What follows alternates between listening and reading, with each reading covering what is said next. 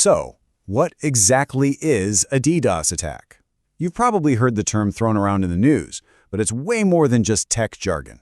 It's actually one of the most common and most powerful weapons on the internet today. In the next few minutes, we're going to break down exactly what that means and how it all works. To really get a handle on the power of a DDoS attack, I want you to travel back with me to a very specific day in 2016. Do you remember that afternoon? For a few hours, it felt like the entire internet just broke, like some of the biggest websites in the world suddenly vanished into thin air. I know it wasn't just your connection. We're talking about absolute giants. Twitter, Netflix, Reddit, Airbnb, they were all simultaneously unreachable. It was this massive, coordinated event that left millions of us just staring at error pages, asking ourselves, what on earth could possibly take down that much of the internet all at once? Well, that 2016 outage, that was no accident.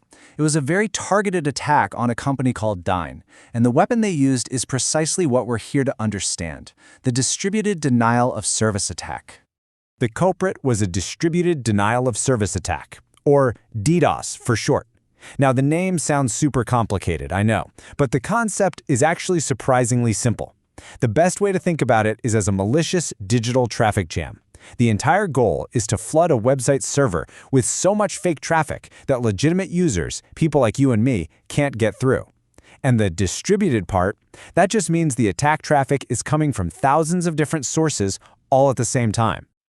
So why would anybody do this? Well, the motives are kind of all over the map. Sometimes it's straight-up extortion, criminals demanding a ransom payment to call off the attack. Other times it's a rival business trying to knock a competitor offline during a huge sale, like on Black Friday. It can be a form of protest, what we call hacktivism, or maybe just a personal vendetta. It can even be a really clever distraction, a smokescreen to keep a company's security team busy while hackers sneak in through a back door to steal data. So we know what they are and why they happen. But how does a single attacker, or even a small group, actually generate enough traffic to knock a giant like Netflix offline? The answer is pretty fascinating, and it lies in the anatomy of the attack itself. The whole thing usually unfolds in 4 key steps. First, the attacker has to build an army. But they don't use their own computer, oh no. Instead, they infect thousands of everyday internet-connected devices. We're talking security cameras, smart TVs, even your home router, with malware. This zombie army of infected devices is called a botnet. Then, from a central command and control server, the attacker gives the order.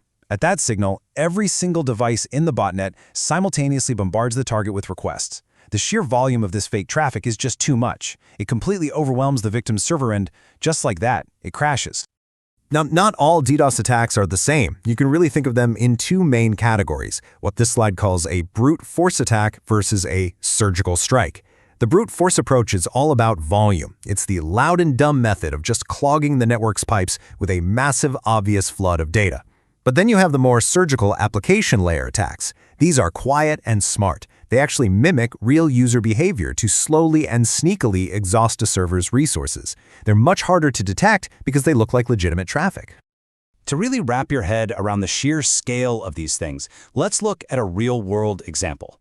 Back in 2018, the software development platform GitHub was hit with what was, at the time, a record-shattering flood of data. The attack peaked at an absolutely incredible 1.35 terabits per second. Now, to put that number into perspective, that's like trying to download hundreds and hundreds of high-definition movies every single second. It was just a colossal, record-breaking tidal wave of data aimed at one target. But here's the thing about the world of cyber attacks. Records are made to be broken. And it didn't take long. Just 2 years later, Google was targeted by an assault that completely dwarfed the one on GitHub. This one clocked in at a staggering 2.54 terabits per second. I mean, that is nearly double the size of the attack on GitHub. To this day, it's the largest publicly disclosed DDoS attack in history, and it just goes to show you how quickly this arms race is escalating. Okay, so if attackers can launch digital floods of that magnitude, how on earth do companies fight back? Fortunately, they aren't defenseless. They have a pretty sophisticated digital defense system at their disposal. Yeah, companies are not helpless. They fight back with a layered defense. The first line of defense often involves services that act like a giant sponge, absorbing that flood of traffic across a global network of servers so no single point gets overwhelmed. The next layer is like an intelligent security guard, inspecting all the incoming traffic and blocking anything that looks suspicious. And finally, if an attack is just too massive to handle, they have an emergency kill switch, a technique called black holing, which basically just drops all traffic, good and bad, to save the rest of the network from collapsing. You know, it's really easy to think of all this as a problem for giant companies like Google and Netflix. But the truth is, these attacks have a very real impact on all of us. For example, a small online store can get knocked offline by a competitor, losing a whole day's worth of sales. Or think about online gaming.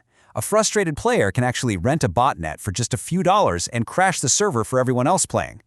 During an election, activists can target a government website, preventing citizens from getting vital voter information. It's a tool that can disrupt business, recreation, and even our democracy. Because at its core, that's what this is all about.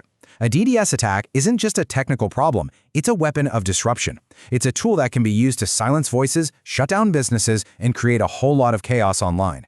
So let's just bring it all together real quick.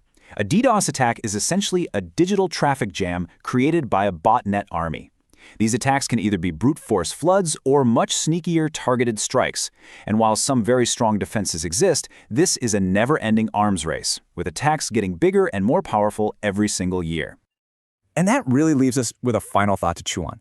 We have built our entire modern world on the assumption that the internet will always be on, that information will always be able to flow freely. But DDoS attacks prove that this flow can be stopped, and it forces us to ask a really critical question.